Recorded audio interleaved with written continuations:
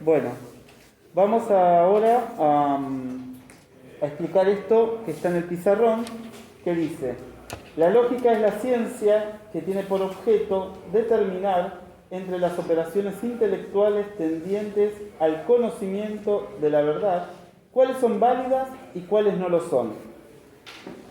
Yo recién les había planteado que la lógica no buscaba la verdad o la autenticidad de aquello de lo cual se hablaba.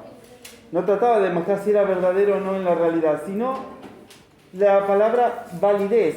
Acá aparece, esto no ves, que aparece si son válidos o no estos elementos que va determinando. La lógica nos va a hablar en todo momento de esta validez, que lo vamos a ver plasmado en los razonamientos, en los juicios, y lo vamos a ver plasmado en la lógica moderna. De todo esto, también nos dice que la lógica es considerada como una ciencia teórica que investiga en qué condiciones un juicio es verdadero. Cuando habla que es verdadero en lo referente a la validez. Por ahí a veces aparece esta idea, la palabra verdadero, pero no lo tenemos que tomar como un hecho de descubrir un engaño o descubrir algo que es falso, sino que no es válido. En la lógica, la validez va a tener mucha importancia y lo vamos a tener que tener como una de las reglas principales para no confundirnos con ella. Luego, la lógica va a tener unos principios que se van a manejar y que se van a utilizar para guiar a aquel que realice algunos elementos de trabajo lógico. Por ejemplo, va a decir que hay 4 principios que se deben sí o sí seguir al pie de la letra. Por ejemplo, el principio de identidad. Un concepto es idéntico al conjunto de sus notas esenciales. Todo juicio en el cual el predicado está implícito en el sujeto es verdadero. O sea, en la idea de identidad, todo elemento es idéntico a sí mismo. Esa es la regla. Significa que yo soy igual a mí mismo. Esa es una regla de identidad. Raúl Marolla es Raúl Marolla por los elementos esenciales que lo componen. La fisonomía, su manera de pensar, su DNI, etc. Todos esos elementos son los que conforman que yo tengo una identidad. Y mi identidad es reconocida por mí mismo en principio. Por eso es el principio de identidad. A es igual a A. Esa sería la explicación. ¿Eso no lo vieron nunca en matemática? Los principios de identidad en matemática. A es igual a A. Pero no nos acordamos. Todo, como les vuelvo a repetir, todo se vacía en enero. Hacen como un reseteo, sacamos el pendrive y toda información se borra. Pero seguramente lo vieron. ¿Saben en dónde estaba eso? En eso que les marqué anteriormente, que eran los conjuntos, o lo que yo conocí como conjunto. No sé ustedes cómo lo conocen. Pero esos son los elementos donde ahí aparece, por ejemplo, el elemento de identidad. El otro es el principio de contradicción. Si dos juicios se contradicen entre sí, no pueden ser ambos verdaderos, obviamente. Raúl Marolla es alto y bajo. No, es de contradicción. No o soy alto o soy bajo. En realidad soy bajo, pero no soy alto. No pueden coexistir los dos en la misma oración, en el mismo juicio. O es alto o es bajo. Ese es el principio de contradicción. Siempre nos va a poner o es A o es B. Siempre nos va a poner la idea de que de repente nada puede ser aprobado, nada de esas partes puede ser las dos verdaderas. Después viene el principio, el tercero, el principio que es el principio de excluido. Dos juicios contradictorios no pueden ser falsos los dos. Que es lo mismo como había dicho, ¿no? Raúl Marolla es alto y es bajo. Acá sería Raúl Marolla no es ni alto ni bajo, el de contradicción. No pueden ser excluidos los dos conceptos. Y por último, el principio de razón suficiente. Todo juicio es verdadero o falso por alguna razón. Para ser verdadero es menester que la razón suficiente. Por ejemplo, en este razonamiento, lo que nos habla de este principio de razón suficiente es que lo que yo razono por sí mismo, lo tomo como verdadero válido y no necesito demostrarlo. Ejemplo, cuando poníamos el concepto de perro. El concepto de perro nosotros no lo ponemos en tela de juicio, porque sabemos de qué trata, no necesitamos una demostración, como les volví a decir anteriormente, a esto al cuarto principio. Yo no necesito ver a un perro para saber qué es. Es un concepto que es por razón suficiente. Y este va a ser, o todos los perros corren, o todos los perros tienen pelo, o todos los perros, tienen olfato. Son razones suficientes por las cuales yo no necesito una demostración. Después habrá particularidad, el perro no huele, bueno, tendrá un problema genético, qué sé yo. Pero no lo podemos poner dentro de el grupo de todos. Entonces, esa es razón suficiente. Lo vamos a escribir para tener un poco en claro estos 4 principios de la lógica.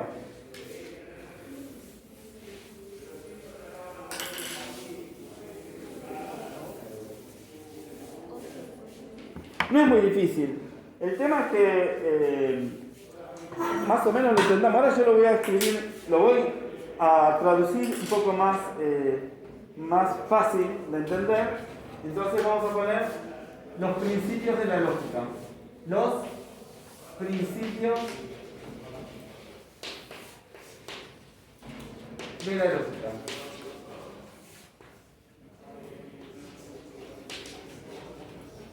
Hablamos del primero entonces, que era el principio de identidad.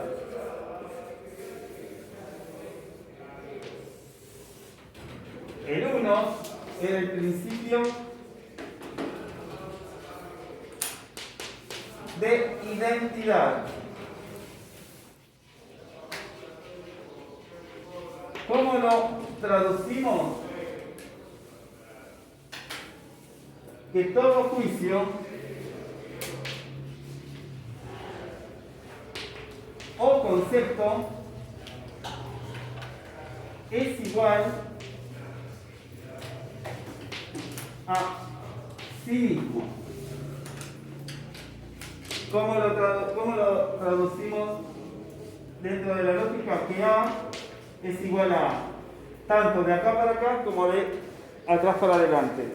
Eso significa principio de identidad. Todo lo que yo organizo, todo lo que yo razono, va a ser igual a sí mismo, de aquello de lo que estoy razonando. El ejemplo que les había dado, ¿no? Raúl Maroya es igual a Raúl Maroya, obviamente. Yo me identifico conmigo mismo. Es un razonamiento que esto se usa mucho en matemática. 2. Luego venía el principio de contradicción.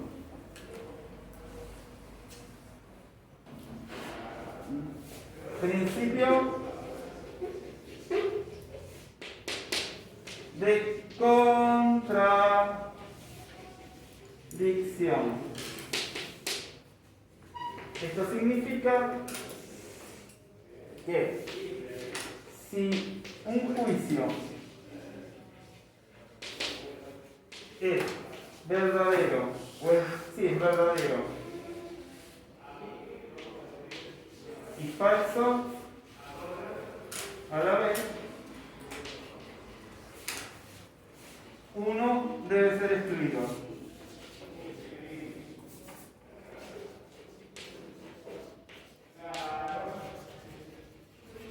Uno debe ser excluido. Esto de que no pueden estar una afirmación y una negación al mismo tiempo. Esto que decía, yo, no sé, por ejemplo, Jorge es alto y bajo. Esto significa que dentro de mi razonamiento, mi juicio, no pueden haber dos elementos contradictorios. Uno de los dos tiene que ser falso. ¿Esto cómo lo defino? ¿No? Esto sería A, entonces B y C. Uno de los dos, que sería esto, ¿no? Esta traducción. Yo abajo siempre les voy a hacer la transformación a una forma lógica. ¿Esto cómo lo reemplazamos? Sería A, Jorge entonces es alto y bajo. Pero no puede ser las dos cosas a la vez. Por eso es un principio de contradicción. ¿Me van siguiendo hasta ahora? ¿Les parece difícil?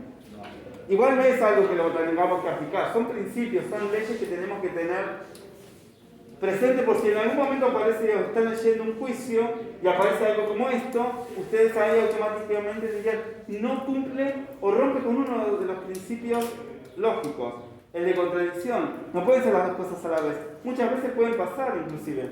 ¿Vieron cuando van a veces buscando una dirección y resulta que les dan dos calles paralelas? Bueno, eso es un elemento de contradicción. No puede ser ni una ni otra. Alguna de las dos no es. ¿No? Cuando les dan una dirección o una altura y resulta que no hay cruce de calles, sino que son paralelas. Más de una vez nos ha pasado. Después viene el otro, que es el principio... Ahí, los lentes. El principio del tercero excluido. Dos juicios contradictorios no pueden ser falsos los dos. Que era lo que habíamos planteado, ¿no? Esto de que de repente Jorge es alto y bajo, o Jorge no es ni alto ni bajo. Ese sería el tercero excluido. Que no, casi lo mismo, lo único que le ponemos la idea del tercero excluido.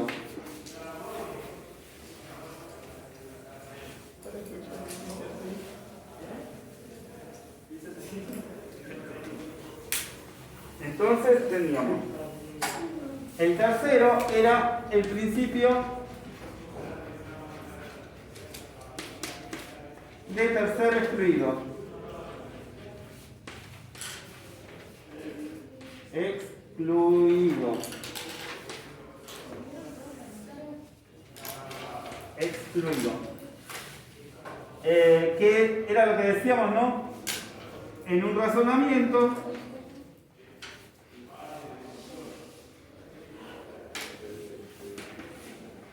cuando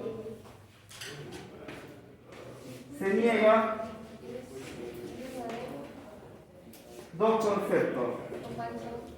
Los conceptos, uno debe ser excluido.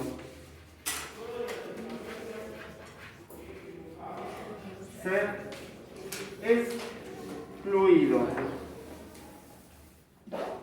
Excluido. Esto es A, entonces, no B y no C, o menos C y menos B. Esto lo traducimos en una oración, usamos lo mismo. Jorge no es ni alto ni bajo. Jorge no es ni alto ni bajo, coma, ni bajo. Eso sería uno de tercero excluido. Es lo mismo que el anterior, pero los dos juicios, o este juicio es negativo en ambos conceptos que estoy colocando. Este sería el tercero excluido. Y el último es el de razón suficiente, donde por la organización del concepto es aceptado.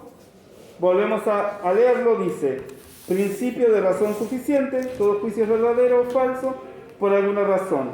Para ser verdadero es menester de razón suficiente. Ahora lo voy a hacer en el pizarrón para que lo tengamos presente de qué estamos hablando, porque si no suena medio raro. Razón suficiente. Significa que lo que yo voy a poner ahora en el pizarrón, medianamente me da la posibilidad de que esté bien, o al menos que sea válido, entonces yo lo acepto. Voy a seguir con la misma oración, ¿no? Esto de que Jorge es, por ejemplo, Jorge es alto, pero no bajo. Eso sería razón suficiente, porque uno de los dos es verdadero de los dos conceptos. El afirmativo me está diciendo que es alto y automáticamente estoy descartando el que es bajo. Entonces es por razón suficiente. No necesito seguir indagando. ¿Copiaron esto? Así pongo el último, el principio de razón suficiente.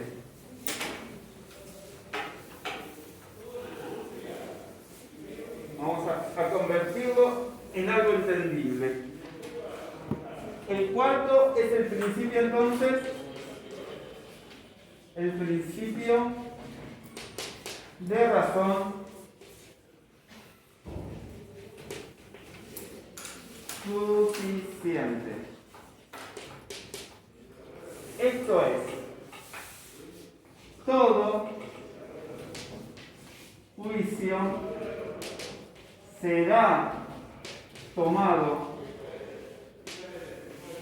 como válido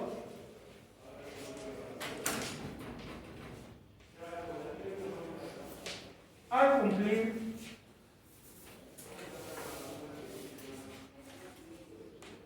cumplir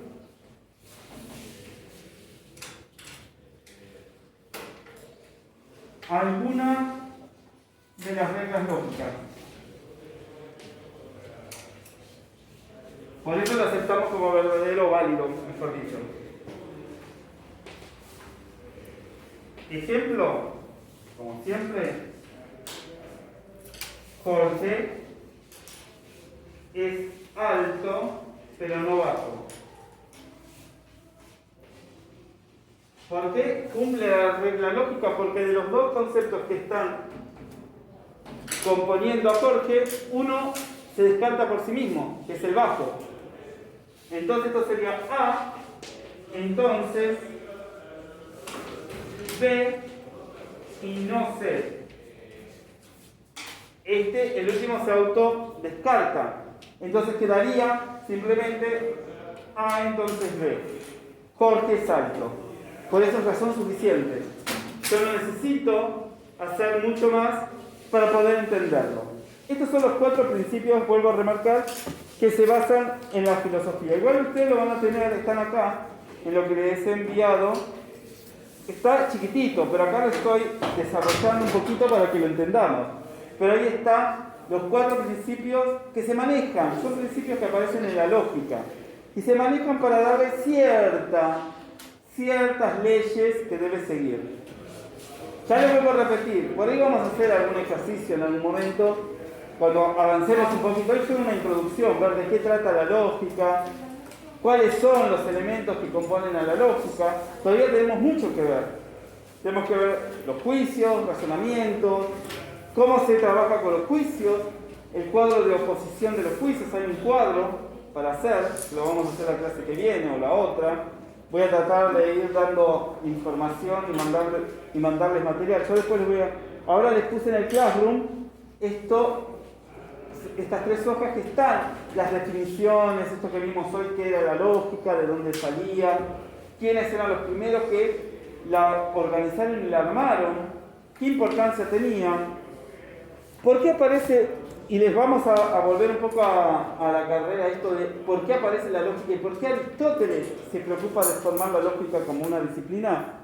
Porque acá hubo un problema, él se encontró en su momento con el problema del discurso. ¿Se acuerdan que Platón y Sócrates hablaban de la ciudadanía?